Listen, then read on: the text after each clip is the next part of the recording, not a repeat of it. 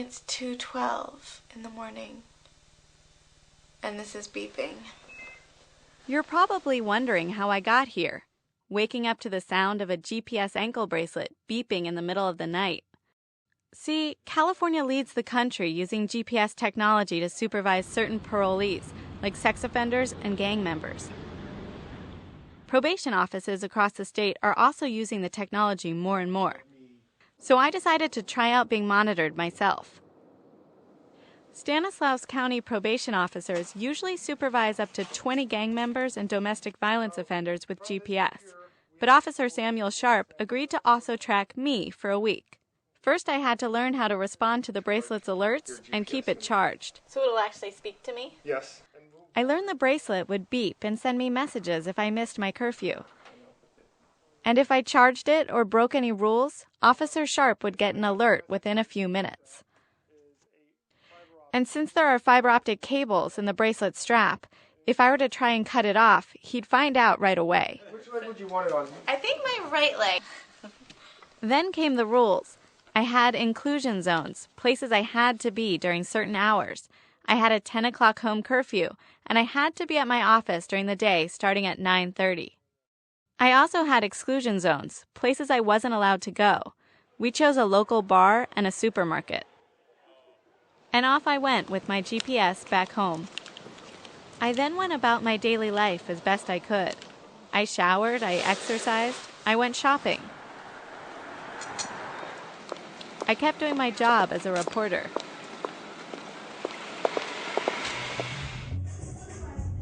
I even tried going to a dance class, though it wasn't much of a success. Over the course of the week, I got used to wearing the bracelet in public. I charged it at a cafe, and no one seemed to notice. The bracelet knew if I got to the office late, it would beep until I played the alert message. Entered an inclusion zone late. Then I tried going to the bar that I wasn't supposed to go to.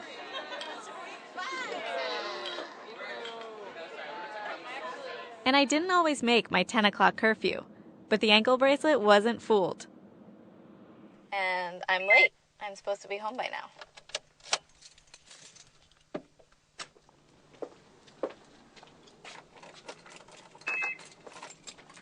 Sometimes the bracelet even woke me up in the middle of the night because it got readings that were slightly off that indicated I was a few feet outside of my house. Entered an inclusion zone late. Entered an inclusion zone late. No, I clearly Entered an inclusion zone late. didn't go anywhere. After a few days, I tried to outsmart the bracelet. I wanted to know if I could go to a forbidden place without the bracelet detecting it and alerting Officer Sharp. Some online discussion boards suggested that foil would block the GPS signal. So I tried it and went to the grocery store where I wasn't allowed to go. When the week was done, it was time to go back to Stanislaus County and find out what Officer Sharp had observed. Hello, good to see you again. How was your week? Good. Good? We reviewed my week, beginning with my drive to the office. So we know you're exceeding the speed limit. 76, here we go. You're going 76 miles per hour at 109. So he caught me speeding. He also received an alert when I went to the bar. We would know that you were at the bar. It showed us when you entered at 7:39 p.m. and then you left at 9:30, so you're there for 2 hours. Okay, so there was no fooling you on that one. No. He even got an alert that I'd gone to the grocery store. Apparently, foil doesn't work. I then asked Officer Sharp what he'd do with a probationer who broke as many rules as I did. Based on the number of times that you went inside of your exclusion zones, then the answer would be yes, you will go back to court. Then it was time for the adventure to come to an end. Okay, Jude, we're going to remove your GPS unit. Turn there. Turn there. I feel so liberated. Really appreciate appreciate it. Great to work with you. Today you're not going to go to jail for violating your GPS. I appreciate that. Thank you for being lenient. I was impressed by how much the GPS bracelet detected about my week. But I also realized that while the technology is powerful, it still depends on human officers to make sense of the data. But mostly, I was glad to be off of supervision.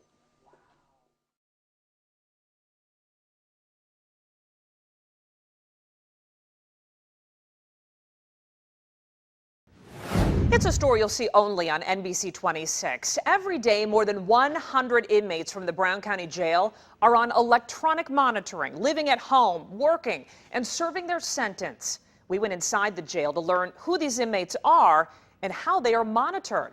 Here's NBC 26's Megan Lowry with what we learned. Stacey, Brown County Corrections says each of the inmates they put on electronic monitoring is carefully screened. The first criteria is that the inmate is sentenced to Huber or work release. Then their crime is analyzed to ensure that they're not dangerous to the community. Inside the command center, correction officers are keeping a close eye on each of the inmates. So this is exactly where he traveled in the past 24 hours. One of those inmates is Mark. We're concealing his identity for his privacy. I'm able to go to work. He's serving a sentence for a felony OWI. I go to my AA meetings every week. On top of wearing an electronic monitoring bracelet, he's also required to take a breathalyzer test 5 times a day. The device taking his picture and then sending the results directly to the jail.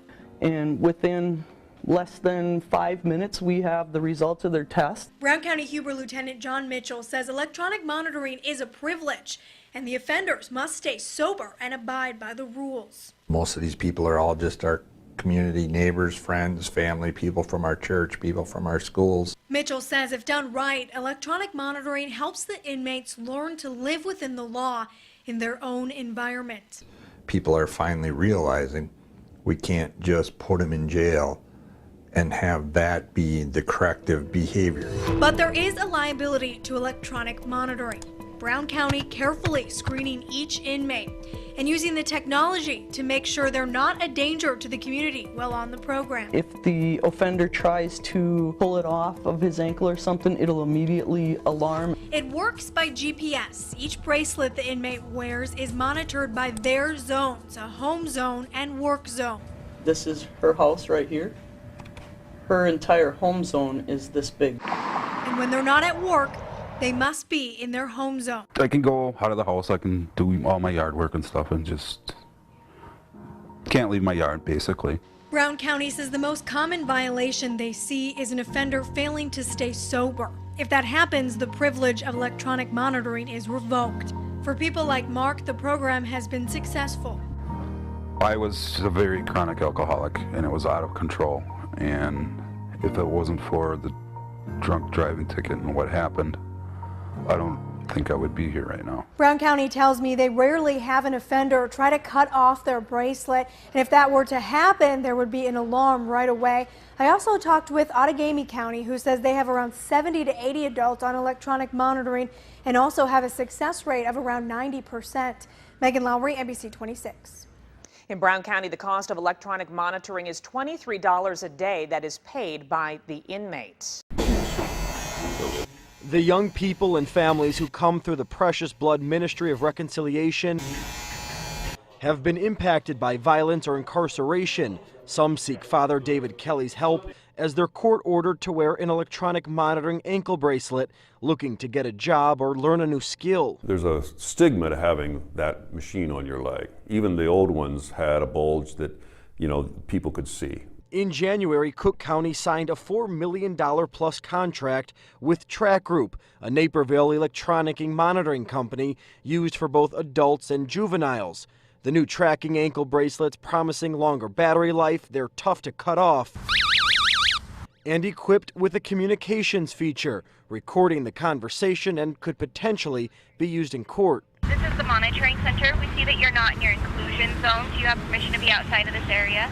The office of the chief judge said in a statement in part, These communications allow the juvenile to remain in compliance with court-ordered electronic monitoring to avoid further arrest and/or detention. I think it invades their privacy, who they are as human beings. It's a way of shaming our young people, and that's detrimental to who they are as a person. It's certainly troubling. Elizabeth Clark with the Juvenile Justice Initiative also recognizing potential privacy concerns, asking who's listening and when.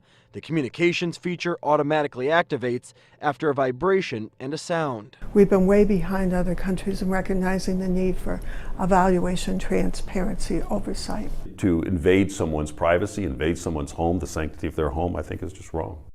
Now, these new electronic monitors were rolled out in February, but just this week, the Office of the Chief Judge telling me that the communications feature along with that recording feature have been disabled as they review this new program. Live in the control room, Charlie DeMar, CBS 2 News. Brad. Charlie, thank you tonight. John Goodman was placed on house arrest almost 6 months ago. It came with a certain set of criteria, a number of steps and requirements that John Goodman had to, in fact, obey by. And one of those, of course, is a tracking device, that ankle bracelet. And it's pretty common when people are placed on house arrest. But how do you tamper with an ankle bracelet? How do you break it? I want to welcome in Tanya Rogers here with more and a detailed explanation of exactly what happened last night. Tanya.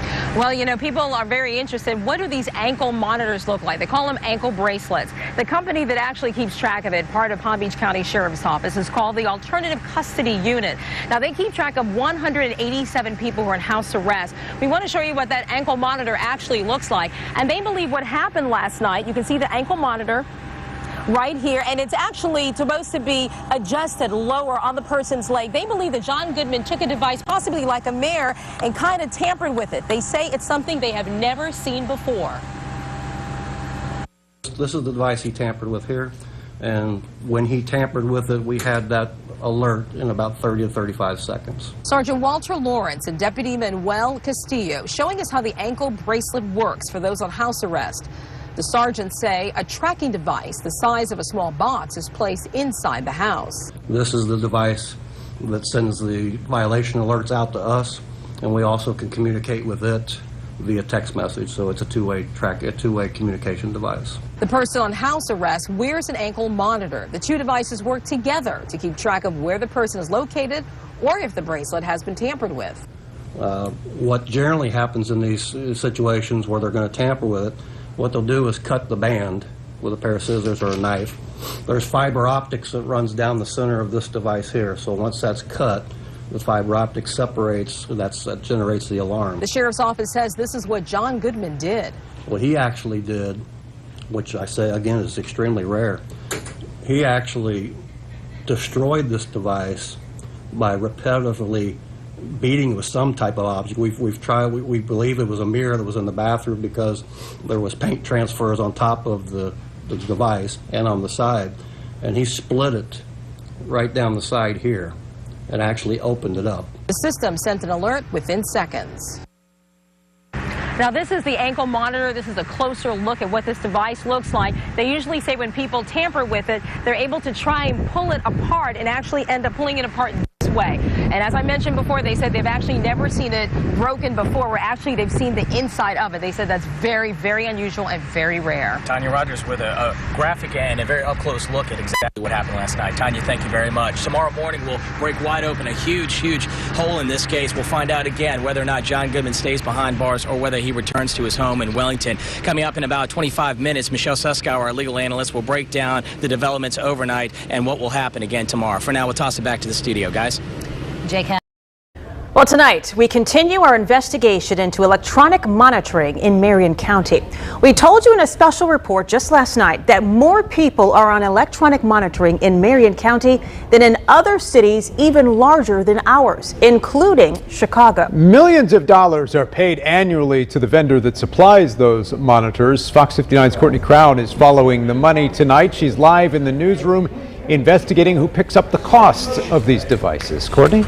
Well, some judges say there's pressure to find an alternative to sending someone to jail or prison. They add this ideally gives a person a chance to continue to work instead of sitting in a jail cell. But there is a cost to electronic monitoring, and that often goes to the person wearing the device.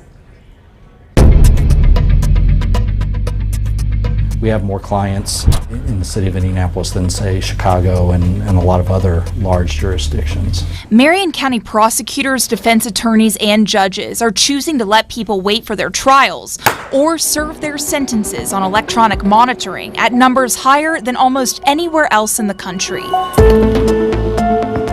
Do you know why that would be? I don't have a firm answer on what that is. I mean, ultimately, it is electronic monitoring is another option, sentencing option available, and so it is utilized widely here in Marion County. The private company, Track Group, provides GPS devices to Marion County's community corrections and the probation department. The county has a multi-year contract with them for $200,000 annually. Plus, Track Group charges community corrections per device. Those wearing the monitors pay up to $14 a day to wear a monitor. Just do the math. Follow the money. $14 a day times 30 days a month is $420 a month. I don't know too many families today that can afford an additional $420 a month to pay this fee. The county's probation department monitors roughly 1,700 people wearing Track Group's electronic devices too. Pretrial clients are charged $5 per day, unless a judge rules the person indigent. In lieu of a cash bail bond system, they're being placed onto the electronic monitoring system, and we're seeing that time and time again those alleged repeat convicted violent felony offenders are removing those monitors and going and committing new alleged acts of crime. For years, Indianapolis Fraternal Order of Police President Rick Snyder has been vocal about lawyers and judges letting repeat convicted violent offenders serve their sentences or await trials for new crimes while wearing GPS monitors instead of serving jail time. Where do you think that money is going? I have no idea. I mean, it has to be going to the company that's providing the service, correct? The money is still there, it's just being shifted to the offender. Track Group has an office in downtown Indianapolis where they service the devices. Do you feel that's a little bit strange? They actually moved their operation or their bigger office here because we were such a high volume user. It was in response to our volume as opposed to the other way around. So the question remains, is electronic monitoring in Marion County successful at keeping people out of jail? I can't determine a recidivism rate because I don't have access to every database I would need. I can tell you if an individual left our program and then returned, but I don't necessarily know if 6 months after they left community corrections, they commit another offense and get arrested.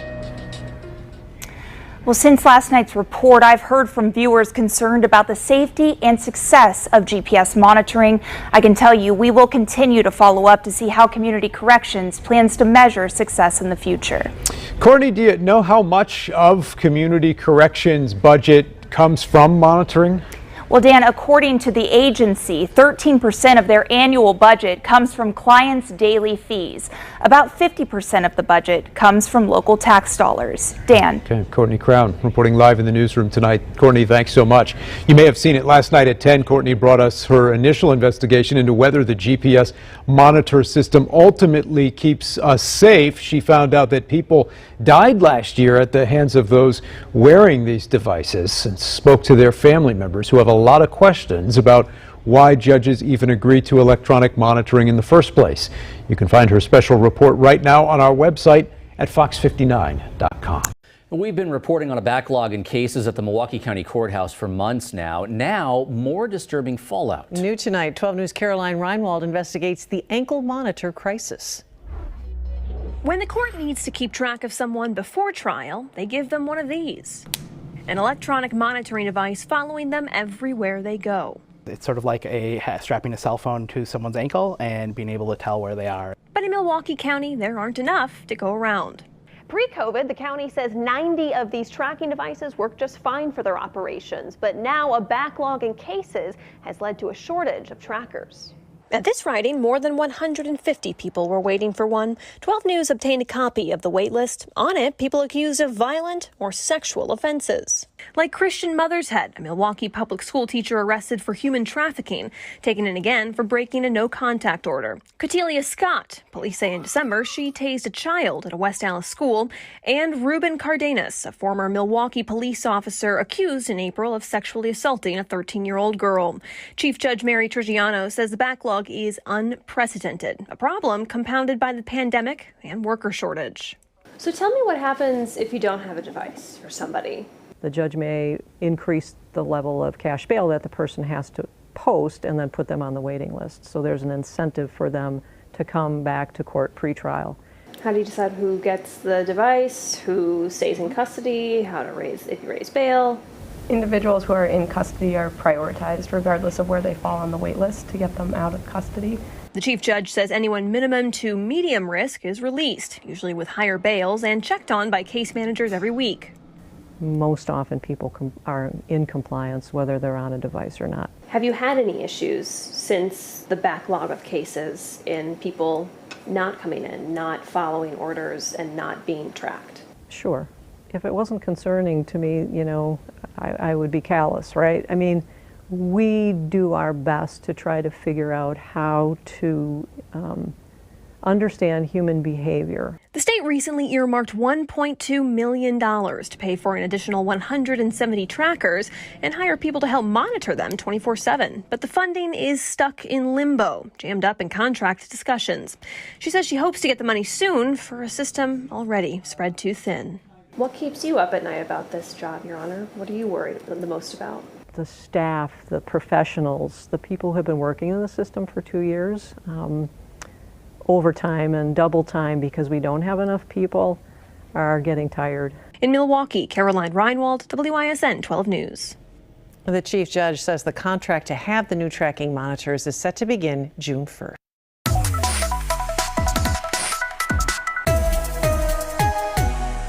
How does a registered sex offender wearing a GPS ankle monitor actually manage to go missing for a week without local law enforcement being notified about it? Well, that's our big question in Niagara County after yesterday's arrest of the man accused of trying to kidnap a young girl. 2 on Your Side's Emily Lampa put that and other tough questions to the state to find out what, if anything, is being done about it. Hello, you have reached the Department of Corrections and Community Supervision's Public Information Office. We are unable to answer the phone right now. This is just one of several attempts 2 on Your Side made to reach the state agency which oversees the Division of Parole. As of this evening, our calls and messages not returned. Our questions are about parolee Larry Kuiper. They had issued the 64-year-old from Niagara Falls a GPS ankle monitor as a condition of his parole for a burglary conviction. But for a week last month, no one knew where he was or what he was doing because Kuiper cut off that ankle monitor on June 22nd. I would have liked to know that this guy was on the loose without his ankle bracelet. You don't cut it off because it's too heavy to wear. You cut it off because you have intentions to do something. An outraged Sheriff James Vautour is calling out the state, saying no one from the Division of Parole notified him or any other local agencies that Kuiper was on the loose. He claims he didn't know about this until police arrested Kuiper for breaking into a shed on June 29th. And now the level 3 sex offender is the prime suspect in the kidnapping attempt of a 6-year-old girl in Wheatfield, which happened just 24 hours before he was arrested for the shed break-in. New York needs to step up and do something so we're on the same page. So that when someone absconds, someone cuts off their ankle monitor, at least the sheriff of the county knows so we can start looking for this guy. Because I knew nothing about this. Nothing. The Niagara County Sheriff's Office says they're in the process of trying to figure out what other trouble Kuiper may have gotten into the week he was unmonitored. They notified other local authorities about this as well. And asked them to go through their files, check with anything that they may have that would match this. And since we did not get a call back from the agency that oversees parole, we reached out to the Division of Criminal Justice Services. They said they couldn't speak for another agency, but they would try to get someone to call us back. This is really upsetting to a lot of people. Oh, sure. That for 1 week, this guy went missing. Did you try and reach out to the governor's office? I did. I spoke briefly with someone in the governor's press office who said that they'd have someone get back to me, so we're waiting for a response from them as well. Let's hope they do. There's Yeah. a lot of explaining that We're needs not to going be to let done. them go on this. We'll keep after them. Great. Thank you, Emily. Hi, everybody. Glad you're with us tonight. I'm Darren Kramer. And I'm Ann Craig. We hear about it all the time. The state using those electronic ankle bracelets. Well, they're used to keep tabs on high-risk offenders. Well, the News 8 investigators have done some digging, and it turns out that sometimes the state has no clue where those offenders are. Chief Investigator David Iverson has been working this story. And David, what you found here is surprising. Absolutely. It certainly surprised us. Those small bracelets need a battery to work. And from what we've found and been shown, it's the battery that's been causing tracking issues across the system. In 1/4 mile, turn right on North Frontage Road. When it comes to GPS, many of us don't just accept it, we rely on it. I've stopped memorizing street names, kind of stopped memorizing a lot of things, so I depend a lot on my phone. I even use it for walking. But when it comes to prisoners leaving their sentence, how well do we keep track of them? The state has more than 200 inmates that, as part of their release, have to be monitored by GPS. It's basically the same technology found in a cell phone, showing where parolees are and when. That's how it's supposed to work anyway. But does it? They don't hold charge. There's no GPS signals. They just don't work. This parolee came to us to show how his GPS monitoring works. We've agreed to hide his identity because he says he fears retaliation from the Department of Correction. He wears this tracking device on his ankle and carries this black box with him wherever he goes. It's that black box, he says, that causes the problem. Do they know where you are at all times? Definitely not. In this video, you can see what happens. The battery-operated black box is taken off the charger, and right away, the battery drains. The parolee says it didn't just happen like this one time, but happens like this time and time again. Since January, half a dozen. For every single ankle bracelets, taxpayers pay $11.71 per day. That's an issue not only of public safety, but it's an issue of taxpayer dollars. We brought our findings to State Senator Dante Bartolomeo. So if they're not working, we deserve an explanation as to why. We asked for an explanation. No one from the Department of Correction would talk to us on camera, but they did issue this statement. Issues with any of our technology tools, such as GPS, are vigorously investigated with direct communication between the Department of Correction and the companies themselves. The offenders are responsible for their GPS device to include the timely reporting of any problems with the device. We hold offenders accountable for non-compliance. We can't see the reports about these bracelets or even know how often this type of thing happens because of exemptions in the state's open record laws. They definitely know because they have them come and replace them every other week. This is not good. This keeps happening. That parolee brought us a recording of a technician at his house replacing a reportedly faulty ankle bracelet. Have you ever seen one of those do that? Yeah. Because, listen, I tell people this is electronic stuff. It could always go bad on you. The battery was bad, and this thing is locked you out. So let's see how long this one will go, okay? You're not protecting anything. It's a gimmick. It's a joke, complete joke. And now one lawmaker wants answers. If there are breaches, we need to be alerted to those, and we need them to fix them immediately. Tonight we're learning about that the state knew about this problem. They are phasing these bracelets out. Just saw the service exchange for a 3M type bracelet. The parolee we talked to says he had the new model for a few weeks now. Claims already he's had one replaced. For the News 8 investigators, David Iverson reporting. Tonight's WGN Investigates. Electronic monitoring is playing a critical role with a push to lower the number of people at jails to reduce overcrowding during the pandemic. And right now, there's a record number of people on Cook County's EM program, but it's not just the size of the program that's changing. WGN's Lourdes Duarte is here with part 2 of her investigation. The sheriff's office is now using GPS to track more than 1,500 people. That's about half of their entire EM program. Now, before this new system, they knew if someone on EM left their home, but there was no GPS tracking where they ended up. WGN Investigates got a rare look at how this new system is working. We went along with the sheriff's department on the hunt for people who may be breaking the rules.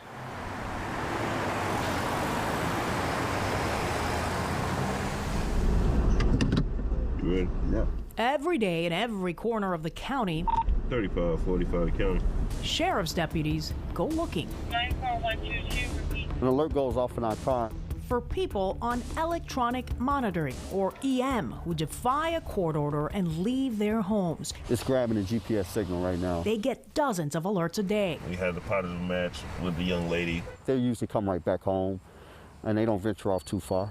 But as we reported in part 1 of our series, that's not always the case. Listen to this. The number of people on an EM system who have disappeared in Cook County now stands at 456. That's a 25% increase from this time last year. It explains why they're making some changes to that EM system. Since we've implemented this program, though, I'm seeing less and less violations of people leaving their home, though. This as in the new GPS bracelets. We got a peek at how it works and how it feels. It's actually not as heavy as I thought it would be. The device itself is made out of just regular plastic. The band itself is reinforced steel. The sheriff's office has been rolling them out for months. He's in a 900 block of Street. About half of the people on the program are now on this GPS system. Pretty much at this point, it's just showing him at the host site. It replaced the older radio frequency bands that were, for one, easier to cut. You can't get that off. And limited in terms of tracking. With the GPS system, if they took out the garbage, we'll know that they left out the house. Got it. The technology's nothing new. We all have it on our smartphones, but the sheriff says before it wasn't worth the cost to upgrade. The majority of people in the program were accused of low-level offenses, not a major threat. Now there's a different level of people being put on there. WGN Investigates obtained records showing that in the last 4 years, the number of people on EM has jumped 44% to 3,230 from 2016. And then look at this. The number of people charged with murder placed on an electronic monitor went up from 17 people in 2016 to 53 today. That's a 212% increase. There are 27 people on EM for aggravated assault. That's an 800% increase. Criminal sexual assault up 232%, with 83 people on an electronic monitor. And the list goes on. The GPS is, boy, right time, right place. And it's really helpful given the violence in the city. So let's take a second right here and bring in Stephen Levitt. We have a crime problem that is out of control. You probably know Levitt from the popular Freakonomics movie, books, and podcasts. For the last 6 months, he studied the new GPS electronic monitors by looking at how the people on them are reacting. Here's what he found. When people are on this technology, they understand that they're being watched. They understand that if they commit crimes, they're likely to be caught. Consequently, they commit many fewer crimes. He's looked at 2,000 people using the monitor, and all 4 have been at the scene of a crime. There were 4 shootings, and as best we can tell after investigation, 2 of the times it was actually the person wearing the bracelet was the shooter, and 2 of the times they were actually the victim of the shooting, and we were shot. I believe what we can do with this technology is dramatically reduce the prison population. That may be the case, but for now, Sheriff Dart is focused on rolling out the program, which gets us back on the street. Follow along with us as deputies scour the city, finding people on the move. You hear it's ringing? Yeah. Yeah, I just sent a signal to him. He doesn't know who's sending it. Come here for a second, I want to talk to you. An alert indicated this man on EM for a gun charge left home, which is not allowed, but came back. Are you aware that this is a new system where they can track your every movement? Yeah, they told me, they explained everything to me. So, I never got in trouble, so they didn't have that to worry about me. So. In this case, he forgot to alert deputies that he was headed to court. Minutes later, though, another alert. A 21-year-old man, also on EM for a gun charge, was supposedly on the move.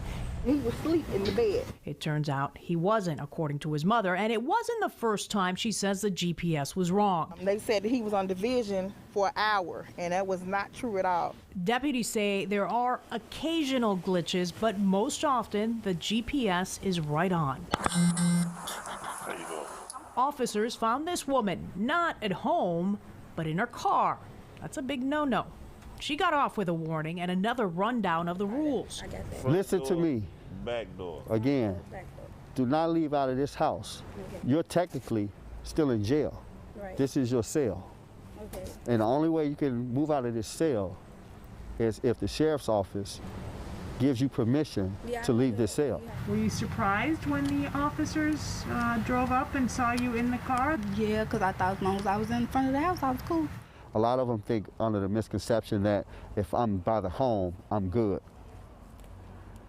But we'll drive by, we'll catch them, and let them know that you can't be outside. So far, that seems to be working, fixing a system that appeared to be falling behind. There's no two ways about it that the new systems that we have are much better, much more security. Communities will be safer because of it. And here's a promising number with this new system, and again, not everybody's on it yet. Only 4% of the people have gone missing, so they continue to watch it to see how well it works over time.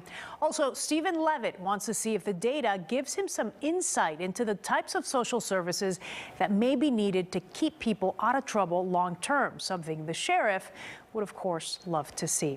I've posted longer versions of both their interviews on WGNTV.com. I'm Lourdes Duarte, WGN Investigates.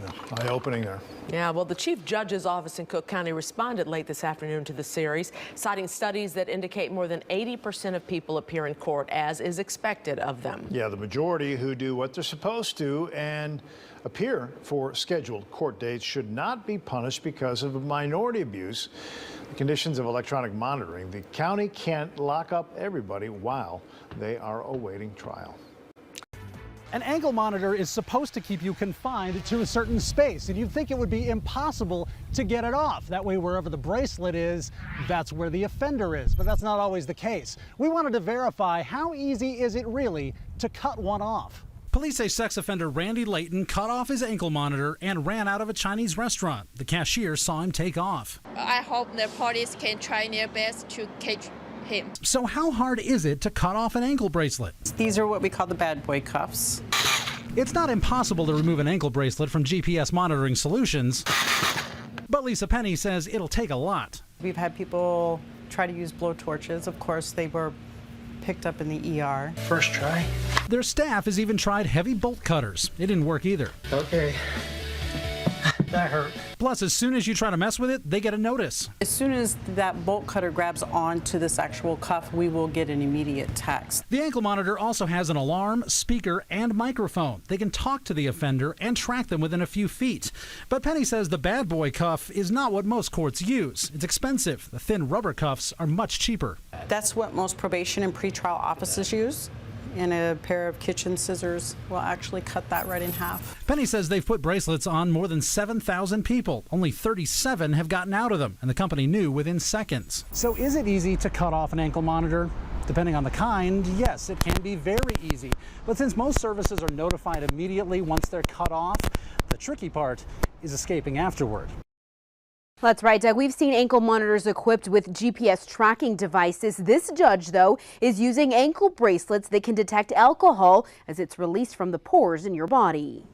It's no secret New Mexico has a DWI problem. We were seeing people that were pending a DWI and get another DWI. Rio Rancho Judge G. Robert Cook tells me he's tired of seeing repeat DWI offenders back in his courtroom despite the conditions of release that say they're not supposed to drink alcohol. We secure it. So the judge started requiring defendants to wear these ankle monitors. This is a device that detects alcohol through your pores. When you drink alcohol, it eventually seeps through your pores, and this device will alert the company and the court that you've been drinking. Judge Judge Cook says one of the ways people try to tamper with the monitors is by using baloney.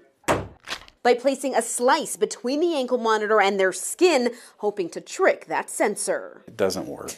Baloney's not the same as skin. Defendants pay about $9 a day for the device and are usually ordered to wear it for about 2 months. Judge Cook says it doesn't cost taxpayers a dime, and it seems to be working. We've had very, very few violations, and we've actually seen some real positive behavior changes. Now, another option Judge Cook is using to prevent DWI and other repeat offenders from driving their car when they're not supposed to, he's booting those cars in their own driveway. I'm Sandra Ramirez, KOAT Action 7 News.